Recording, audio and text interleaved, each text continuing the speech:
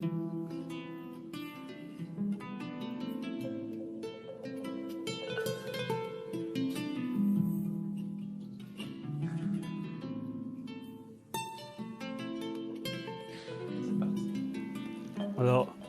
chers auditeurs, chères auditrices, encore mes salutations bienheureuses à vous.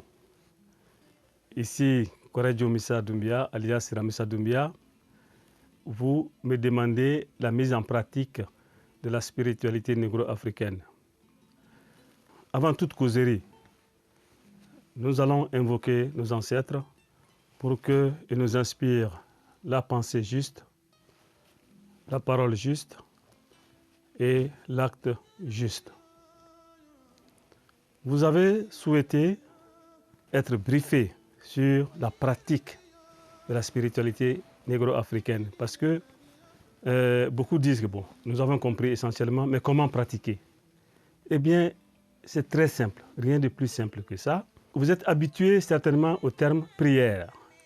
Donc, je vais intituler cette causerie la prière traditionnelle dans la religion négro-africaine ou le recours aux entités divinisées.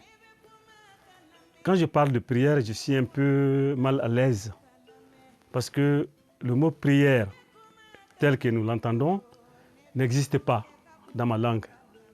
Et dans la plupart des langues africaines, je sais que le mot prière n'existe pas parce que l'Africain ne prie pas pour aller au paradis ou prier pour absoudre ses péchés.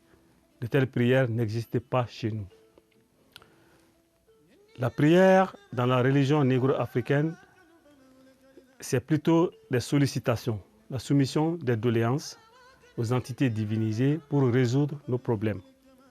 Notre religion est utilitaire. Une religion qui n'est pas utilitaire, bon, nous, on n'en voit pas beaucoup d'utilité. Donc, la religion, la spiritualité, c'est fait pour résoudre nos problèmes. Donc, dans ce sens, il n'y a pas de prière en tant que telle, mais nous avons des sollicitations ou pour soumettre nos doléances. Et comme je vous l'ai dit dans la précédente vidéo, puisque nous n'avons pas vu Dieu, mais nous savons les manifestations de Dieu, les attributs de Dieu. Donc Dieu a des attributs dans toutes les langues africaines. Et ces attributs, ces facettes, ces manifestations de Dieu ont chacune un culte dédié dans la culture, dans la spiritualité négro-africaine, d'où la multitude de cultes. Donc ces cultes ont pour essentiellement but aussi d'adresser nos doléances aux ancêtres, aux entités divinisées. D'où je vais retenir le mot prière, mais comprenez que c'est en réalité c'est des sacrifices, c'est des offrandes, c'est des paroles sacrées, des paroles magiques, des formules magiques que nous adressons essentiellement aux ancêtres, aux génies tutélaires et à des objets magiques que nous on appelle chez les Bamanans les bolis, que nos embrouilleurs appellent les fétiches. Et tous ces trucs-là, donc nous allons les aborder dans cette vidéo. Et comme je l'ai dit, ne sachant pas quelle est l'identité réelle de Dieu, l'Africain ne s'adresse pas directement, il n'adresse pas directement son culte à Dieu. Donc nous adressons nos cultes aux entités qui ont existé, aux entités visibles et perceptibles. Et la première destination de nos prières, c'est bien sûr nos ancêtres, parce que nous ne sommes pas parachutés du ciel, nous sommes venus à l'existence à travers des ancêtres. Bon, il y a aussi un élément très important dans la culture négro-africaine qu'on appelle les génies tutélaires. Chaque village a un génie tutélaire. Et la plupart du temps, ce génie tutélaire-là, c'est un animal avec lequel nous avons des liens mythiques. Certains appellent ça la parenté mythique. Donc, les génies tutélaires existent. Aussi, nous pouvons leur adresser nos prières, nos offrandes et d'autres entités divinisées qu'on appelle les esprits, qui existent dans la réalité, mais que nos sens humains, comme je l'ai expliqué dans la précédente vidéo, ne permettent pas de percevoir. Donc, ils sont comme en physique hors du spectre visible, mais n'empêche qu'ils ont une existence réelle. Alors, le culte. Dans la spiritualité africaine, le culte peut être individuel. Et très souvent, c'est comme ça. Moi, j'ai des problèmes, je fais mon culte. Le culte peut être fait en binôme, ça peut être en famille ou en public, pour des occasions rares. Pour faire son culte, bien évidemment, on n'a pas besoin de prêcheurs ou quelqu'un vient nous inciter, hein, à entrer dans la spiritualité africaine. C'est ça qui fait la différence entre la spiritualité africaine et les autres. Parce que chez nous, on ne fait pas de prosélytisme, on ne fait pas d'expansionnisme. Et comme je l'ai dit dans les précédentes vidéos, aucun chef religieux en Afrique n'a levé son armée dans l'histoire, aucun chef religieux n'a levé son armée pour aller imposer sa spiritualité à d'autres peuples qui n'étaient pas demandeurs. Ça ne s'est jamais passé. Et je pense que nous, en tant qu'Africains modernes, nous devons rester dans cette logique de sagesse et de ne jamais vouloir imposer notre spiritualité à d'autres. Bien que maintenant, les nouvelles technologies nous permettent d'expliquer les éléments essentiels à nos enfants qui aujourd'hui sont dispersés aux 14 coins du monde. Alors, nous devons leur expliquer. L'explication ne veut pas dire une tentative de prosélytisme ou d'expansionnisme. Parce qu'avant, on était tous concentrés en Afrique. Aujourd'hui, nos enfants sont en Chine, en Russie, en Amérique, en Europe, partout dans le monde. Donc, ce serait bien qu'on leur explique. Donc, comme je l'ai dit, vous avez compris, pour le culte, il peut être individuel, familial et collectif. Pour faire un culte, généralement, on aménage un autel. L'autel, c'est le lieu, le réceptacle de vos prières, le réceptacle de vos offrandes et de vos sacrifices. Et là aussi, l'autel peut être individuel. Ça peut être un autel familial, l'autel peut être clanique pour tout le village, comme chez les Bamana, le Dankun ou le Soninda. Dankun ou Soninda, ça c'est des autels publics. Pour les prières ordinaires, bon, généralement on s'adresse à son autel personnel. Donc l'autel personnel, c'est quelque chose qui est simple pour l'aménager. Donc vous pouvez aménager un autel personnel dans votre chambre à coucher. Le plus simple, c'est tout simplement un tissu propre. Vous étendez quelque part par terre, dans un endroit propre. Et sur ce tissu, ou bien mieux sur une tablette, vous posez un tissu. Et sur la tablette, vous posez les éléments de culte. Les éléments de culte, c'est quoi? C'est tout ce qui, dans la nature, possède une vibration, une résonance forte avec d'autres choses. Donc, vous allez retrouver des pierres qui ont une forte résonance. Vous allez retrouver des végétaux, des parties d'animaux, et des métaux. Donc, tout ce qui rentre dans la conception de ce système vibratoire-là est accueilli dans, comme on appelle ça, sur l'autel. Bon, en plus de cela, vous devez avoir, nous, dans le milieu Bamana, nous avons une petite calebasse. Chaque vrai Bamana a une calebasse. Son infléni. Et voilà. Et l'autre élément important du culte, c'est les noix de kola. Les noix de kola peuvent être de couleur blanche ou de couleur rouge.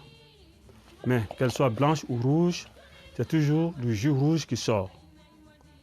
Et donc, c'est ce jus rouge-là qui a permis, à un moment donné, de substituer le sang sacrificiel des animaux par ce jus rouge-là. Donc désormais, le sacrifice des animaux est réservé aux causes importantes, aux causes existentielles importantes. J'ai fait une publication là-dessus sur ma page Facebook. Vous pouvez lire quels sont les détails pour faire le sacrifice des animaux. Bon, donc ici, je vais parler de l'adresse aux ancêtres, la façon la plus simple. Donc, on a la petite calebasse. Et pour s'adresser à son ancêtre, généralement, le Bamana, il fait quoi? Une fois devant l'autel, on met un peu d'eau dans la calebasse et on a nos noix de cola et en général, on a une autre calebasse dans laquelle on met des farines de céréales. Les farines de céréales, on met de l'eau, on mélange et ce mélange-là s'appelle djalan. Donc le djalan, c'est un élément très important dans le culte Bamana, négro-africain. Donc, c'est tout simplement farine de céréales. Ça peut être farine de mil, farine de riz, farine de haricots. Et vous broyez et puis vous rajoutez de l'eau, vous mélangez bien. Et quand on rend culte aux ancêtres, on se met devant l'autel et puis on plonge sa main dans l'eau et on commence à lui donner de l'eau, à donner le djalan. Le djalan, c'est le symbole de la nourriture. L'eau, c'est le rafraîchissement. Pourquoi nous utilisons ces choses? Nous savons que les morts ne mangent pas. Nous savons qu'une fois nos ancêtres partis, ils n'ont plus ce besoin corporel de manger, de boire. Mais c'est une symbolique qui est très forte dans la pensée africaine, puisque en Afrique, vous pouvez le voir, hein, en tout cas, surtout dans la vallée du Niger, quand un étranger arrive, on lui donne toujours un bol d'eau, on lui donne de l'eau, on lui donne de la nourriture. Donc, vous ne verrez presque jamais les vrais authentiques africains de la vallée du Niger refuser de l'eau ou de la nourriture à un étranger. Tout simplement parce que pour nos ancêtres, un être, une créature qui a faim, qui a soif, a en lui des démons. Donc pour apaiser ces démons, pour apaiser cet instinct bestial qui est activé par la faim et la soif, on lui donne de l'eau, de la nourriture pour apaiser ces démons et après on fait le reste des discussions.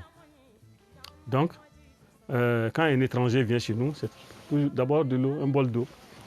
Et donc, quand on s'adresse à nos ancêtres, on commence par l'eau. On rafraîchit la mémoire, on offre la cola et le djalan après, qui est le symbole de la nourriture. C'est des gestes symboliques. Bon, alors, pour ça, en présentant l'eau, en présentant le djalan ou l'animal sacrificiel, vous présentez en même temps votre doléance. Et comme je l'ai dit, la prière est utilitaire chez nous. Hein. Ce n'est pas fait pour aller au paradis, c'est pour résoudre nos problèmes.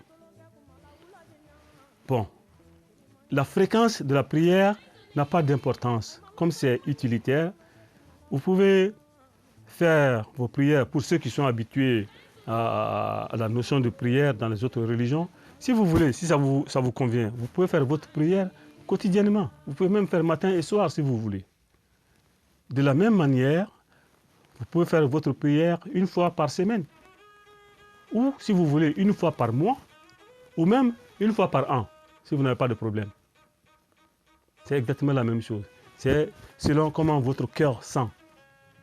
Si vous sentez le besoin de prier tous les jours, alors, si tous les jours on n'a pas de problème, vous pouvez faire tout simplement des prières d'hommage à vos ancêtres. Et je vais vous donner deux exemples. Un exemple de prière d'hommage et un exemple de prière de présentation de doléances. La prière d'hommage, comme exemple, je vais rendre hommage à mon ancêtre qui s'appelle Foutiki. Le premier Bamana qui a dit non à l'aliénation culturelle en Afrique de l'Ouest, il s'appelle Foutigui. C'est à partir de lui que ce que les autres appellent ethnie Bamana, est né.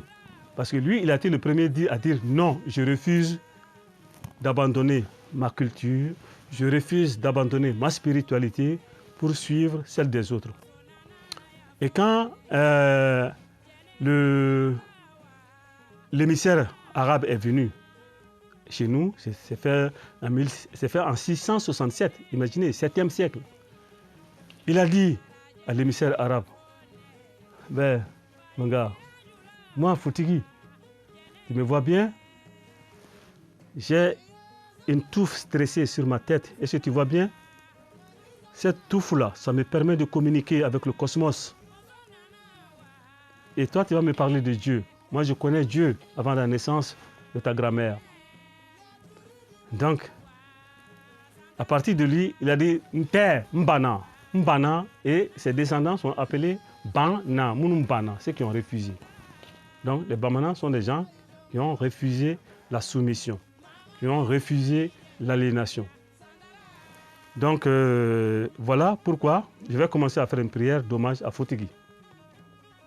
Bon, donc, si vous êtes habitué à prier, vous pouvez faire des prières d'hommage à vos ancêtres. Connaissez le nom d'un d'eux, et puis vous vous mettez devant votre autel avec la calebasse d'eau, tout simplement, ou si vous voulez des noix de cola ou des fruits. Comme la cola ne pousse pas partout, ni en Europe ni en Amérique, vous pouvez vous procurer des fruits de là-bas, si vous êtes là-bas. Vous pouvez acheter des raisins, des pommes, hein, et comme des fruits d'offrande. Et puis vous vous mettez devant l'autel et vous commencez. Parce que quand on fait la prière, on doit demander, évoquer d'autres esprits. Donc on dit, esprit du ciel, esprit du sol, les bons esprits et les mauvais esprits. Esprit, les génies rampants, les génies volants, les génies nageants, les génies qui marchent sur le sol. Je vous demande tous votre permission. Je vous demande de rester tranquille et d'attendre votre tour. Je vais m'adresser à mon ancêtre Foutigui. Toi, oh toi Foutigui, toi qui es l'ancêtre des Bamana, nous avons décidé de suivre ta voie, la voie de la dignité, la voie de la spiritualité négro-africaine. Nous te rendons hommage. Le jour où tu as dit à l'émissaire qui est venu te voir, non, je refuse, je vais rester moi-même. Nous voulons suivre ta voie, nous sommes tes dignes descendants. Alors, frère-nous le chemin, élimine nos ennemis, frère-nous le chemin, donne-nous la protection, donne-nous le bonheur, donne-nous la nourriture, donne-nous les habits dont nous avons besoin, donne-nous les enfants dont nous avons besoin, donne-nous la protection dont nous avons besoin. Nous te louons Foutigui. Donc, c'est un exemple juste de prière d'hommage. Nous n'avons pas, nous, de formule figée qu'il faut réciter. Tu dis ce qui vient de ton cœur. C'est ça la prière africaine. La puissance de la parole qui vient de ton cœur. C'est ça la puissance, la parole et la religion africaine. Donc, voilà un exemple de prière comment on appelle, d'hommage. À vous qui êtes habitués à prier tous les jours, vous pouvez tous les jours rendre un hommage similaire à vos ancêtres comme ça, c'est très simple. Bon, et essentiellement pour la grande partie des gens, les vrais Africains qui ne sont pas habitués à la prière quotidienne, la religion est utilitaire. Nous avons des problèmes. Trouvons un exemple de présentation de doléances. Tiens, un jeune qui est au chômage depuis longtemps. Il est stressé, il a des problèmes, il a des soucis, il veut avoir du travail.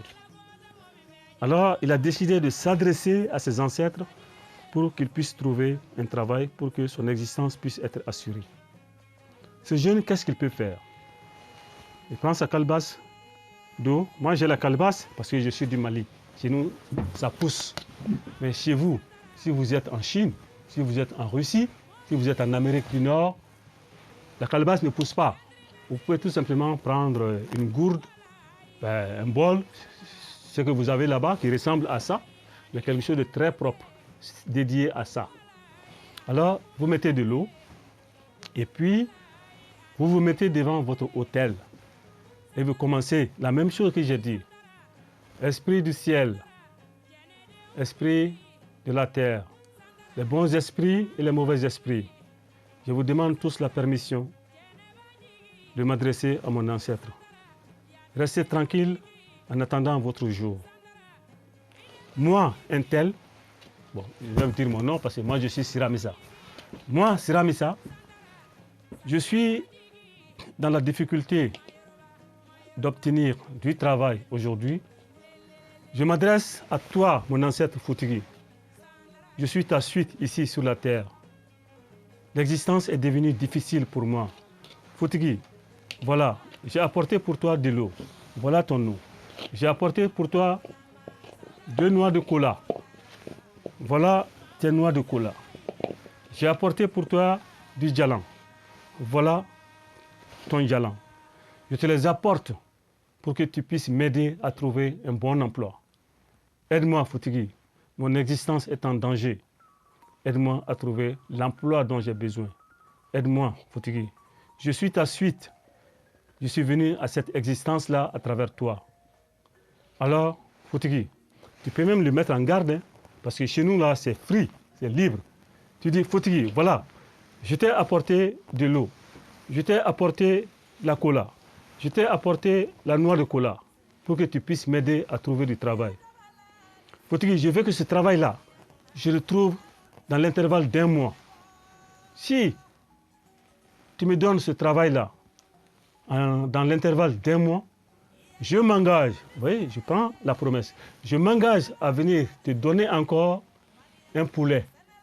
Je m'engage à venir te donner, ou bien un bouc, même plus grand, selon votre possibilité. Je m'engage à te donner un poulet, ou bien je m'engage à te donner un bouc. Donc, tu lui fais une promesse. Et puis, si la promesse, elle est réalisée, n'oubliez pas, hein, si la promesse est réalisée, au bout d'un mois, vous avez votre travail, apportez le bouc, apportez le poulet que vous avez promis. Sinon, alors, ce qui va suivre là, c'est votre problème. Donc, voilà, vous avez fait une promesse. Vous pouvez aussi le mettre en garde. Donc, vous pouvez dire, Foutigi, voilà, je t'ai apporté de l'eau, je t'ai apporté la cola, je t'ai apporté le djalan pour que tu me trouves du travail. Si dans l'espace promis, je n'ai pas de travail dans 1 mois, dans 2 mois, dans 3 mois, dans 4 mois, dans 6 mois, moi je n'ai toujours pas de travail, ça veut dire que Foutigi, tu n'as pas exaucé mon vœu. Ça veut dire que tu es un mauvais ancêtre, c'est-à-dire que tu ne t'occupes pas de ta suite. Donc, dans ce cas-là, tu ne me dois rien, je ne te dois rien. Tu peux faire des mises en garde comme ça, vous voyez? Donc, s'il est un ancêtre qui n'a pas été encore réincarné, qui est encore dans le monde divin, il va réagir. Il va réagir. Donc, voilà 2 exemples de prières négro-africaines. Et je dois dire quelque chose qui est très important. Quand vous faites la prière, c'est très important ce qui sort de votre bouche parce que vous êtes en train de mettre en branle toute l'énergie, la résonance électromagnétique, le fluide universel dans lequel nous baignons tous. Vos prières sont transmises par ondes électromagnétiques à l'entité de destination. Donc, vous êtes en train d'émettre des vibrations qui se transforment. Quand vous prenez votre téléphone cellulaire, vous appelez à un correspondant à Paris, à Washington, à Pékin, il n'y a pas de lien physique. C'est l'onde qui va. Et vous mettez en branle l'onde qui va vers l'entité sollicitée. Et voilà pourquoi, quand vous faites la prière, votre cœur doit être pur. Votre cœur doit être pur. Votre esprit doit être pur. Et c'est pour cela également que dans les conclusions des commandements de la mat, il disait « Mon cœur est pur, je suis pur, je suis pur ». Parce que un officiant négro-africain, ce n'est pas n'importe qui est un officiant. Un officiant doit avoir une rectitude morale impeccable. irréprochable. Quand on est un officiant négro-africain, tu n'as pas le droit de mentir. Je ne mens pas. Quand tu es un officiant négro-africain, tu ne cours pas avec la femme d'autrui. Et tous ceux qui se mettent à la place d'officiants, qui ont des comportements vicieux comme ça, ce sont des officiants dévoyés et leurs prières en général n'aboutissent pas. Voilà pourquoi il y a beaucoup de gens, quand ils s'adressent à des entités, la prière n'est pas exaucée, tout simplement parce que soit l'officiant lui-même n'a pas une rectitude morale, ou le demandeur il n'a pas un cœur pur. Parce que n'oubliez pas, quand vous aménagez votre hôtel, il faut que l'hôtel soit propre. Il faut que votre esprit soit pur, simple. N'encombrez pas votre esprit avec des sentiments parasites. Pas de peur, pas d'inquiétude, pas de haine. Pas d'envie comme ça là, pas d'envie matérielle, etc. Donc vous devez rester pur, simple.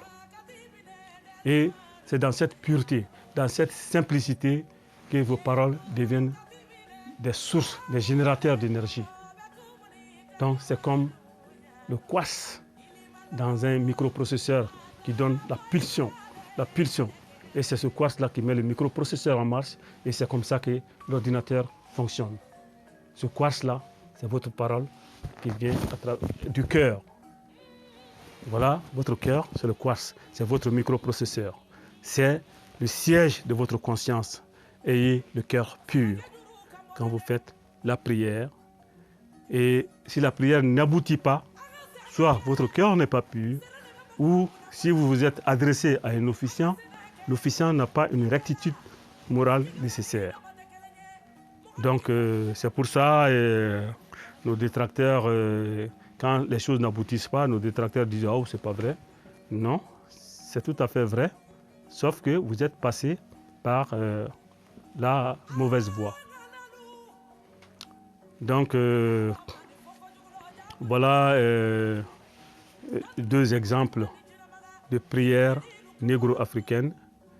Et je voudrais tout simplement conclure en vous faisant des bénédictions que les divinités de nos clans, de nos familles et de toute l'Afrique nous protègent et nous guident. Et en conclusion, je voudrais dire que, comme on a dit, les cultes africains s'adressent à des manifestations de Dieu, à des facettes de Dieu, à des attributs de Dieu. Il est très important que vous, jeunes Africains, vous commencez à décortiquer les rituels africains. Ce n'est pas de la superstition, c'est la science pure. Ceux qui nous ont dénigrés pendant des millénaires, aujourd'hui, ils se rendent compte qu'ils se sont plantés. Et ils reviennent essayer de comprendre nos rituels. Nous avons le verbe, nous avons la parole, nous savons le code. Donc, si vous voulez, venez dans le bois. Venez dans le bois sacré, venez apprendre. Venez apprendre à décortiquer les rituels. Venez apprendre à comprendre le lien fonctionnel qui est entre Dieu et nos rituels. Et avec ça, l'Afrique n'a jamais quitté la science. L'Afrique n'a pas développé les technologies. Les technologies sont des applications de la science. Nous avions nos sciences. Les autres sont venus s'en servir. Ils ont pioché là-dedans, bien qu'ils ne nous ont pas payé de droits d'auteur. Ils s'en sont inspirés de nos sciences. Et avec ça, ils ont inventé des choses. Si je vous dis que la Wi-Fi, ça vient d'Afrique, vous allez être étonné. Si je vous dis que l'électricité, ça vient d'Afrique, vous allez être étonné.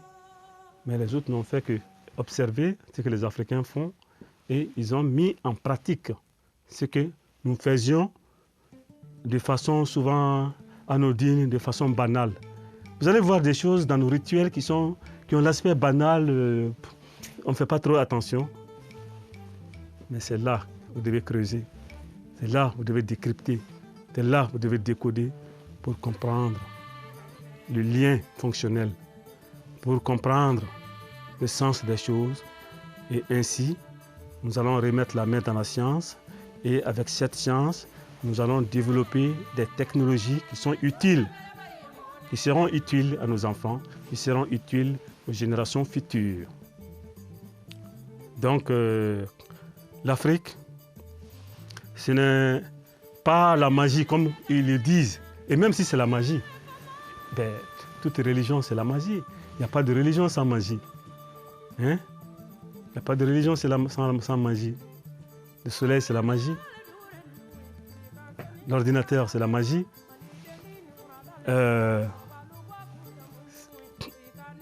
Quand vous avez des systèmes automatiques, ces systèmes automatiques-là, les gens, les automaticiens, les informaticiens qui ont programmé ça, ces systèmes sont tellement complexes qu'ils les divisent en ce qu'on appelle, en langage informatique, ils appellent ça des sous-programmes de procédure. Pourtant, on n'appelle pas ces informaticiens des sorciers. Donc, l'Africain a fait la même chose. On ne s'adresse pas à Dieu dans sa totalité. On s'adresse à des manifestations de Dieu, à des facettes de Dieu qui peuvent être perçues par un informaticien comme une procédure, comme un sous-ensemble, plus facile à concevoir, à décortiquer pour la résolution d'un problème concret. Donc, voilà présenter grosso modo en quoi consiste la prière négro-africaine. Et ce mot prière, je ne l'aime pas. Hein. Donc, je dis plutôt le recours aux entités divinisées. Nous faisons recours aux entités divinisées pour soumettre nos doléances, pour résoudre nos soucis quotidiens. Mais c'est ça. Mais si vous avez le besoin, vous pouvez faire des prières quotidiennes. Et pour ces besoins quotidiens-là, généralement, l'Africain a laissé une force qui était grande, hein, parce qu'on ne faisait rien au hasard. L'Africain, pour chaque souci de la vie, il partait consulter un devin. Parce que nous avons aussi des savants qui ont leur microscope, qui ont leurs trucs, et ils regardent les problèmes. Après, ils nous disent, voilà la source de ton problème, voilà la source de ton problème, tu dois faire tel ou tel sacrifice pour résoudre ton problème. Tu as une ambition, pour que l'ambition se réalise vite, il va te dire de faire tel ou tel sacrifice pour que ça se réalise. Tu as une énergie qui te bloque, alors il va te dire, bon, tu dois te laver avec tel ou tel produit pour enlever les énergies négatives qui te bloquent. Donc, ces voyants-là, ces devins, c'est aussi une pratique. On appelle ça la pratique divinatoire. J'espère avoir l'occasion de vous parler aussi de ces pratiques parce qu'elles sont nombreuses. Chez nous, au Mali, elles sont très nombreuses. Quand on prend seulement l'exemple du Mali, nous avons des latrous, des latrous d'Allah. Bon, et dans la géomancie, il y en a plusieurs. Il y a, le premier, c'est chez les Bamanan, c'est Kaladjan. Ensuite, Tieninkuruni. Ensuite, latrou, puis Tchebisaba. Vous voyez déjà, en géomancie, il y a déjà 4. Kaladjan, Tieninkuruni, latrou, Tchebisaba. Donc ça, c'est des moyens divinatoires. Ensuite, il y a les kouris, il y a les pierres, il y a des cailloux, il y a le fléni. C'est-à-dire, il y a certaines là, ils mettent quelque chose dans la calebasse, on bouge, jusqu'à ce que l'entité qui est dans la calebasse dise non, oui. Sa réponse est toujours binaire, oui, non. Est-ce que je vais avoir du travail? Oui, oui, oui. Si c'est oui, arrête-toi, il va s'arrêter. Est-ce que le travail, je ne l'aurai pas, je ne l'aurai pas, je ne l'aurai pas, je ne l'aurai pas. Si je vais l'avoir, dis oui. Si je ne vais pas l'avoir, dis oui. Donc on continue à tourner et à un moment donné, si tu ne vas pas avoir de travail, il va continuer à tourner en rond. Il ne va jamais s'arrêter. Donc ça c'est le pléni. Il y a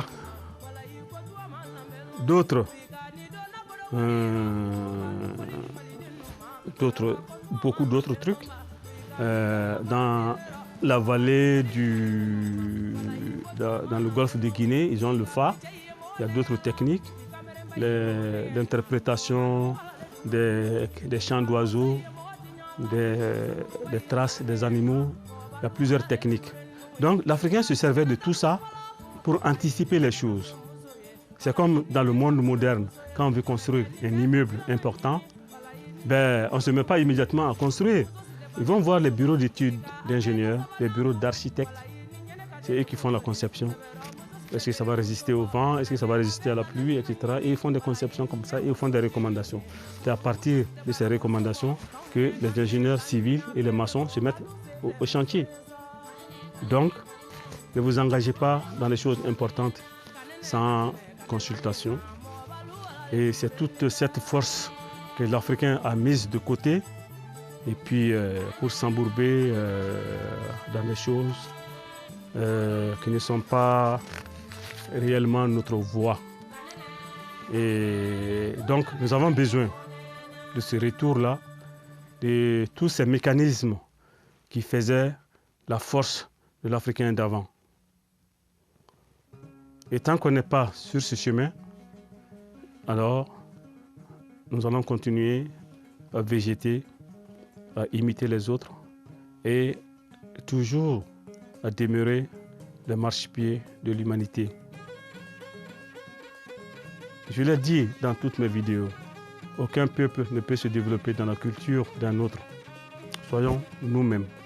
Ce n'est pas du prosélytisme, Béa, c'est tout simplement l'ignorance qui pousse l'Africain sur le plan culturel, je ne dis pas technologique, sur le plan culturel, à aller voir ailleurs. Et les Bamana du Mali le disent si bien.